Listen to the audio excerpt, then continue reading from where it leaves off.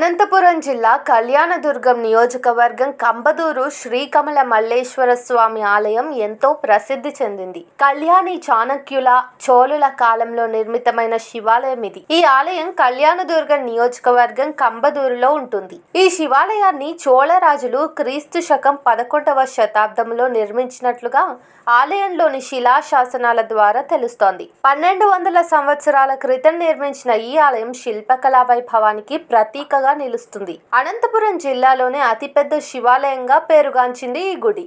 గర్భాలయంలో శివుడు పానిపట్టంపై చతురస్రాకారంలో భక్తులకు దర్శనమిస్తాడు. ఇక్కడ ఉన్న శివలింగాన్ని మానసలింగంగా పేర్కొంటారు.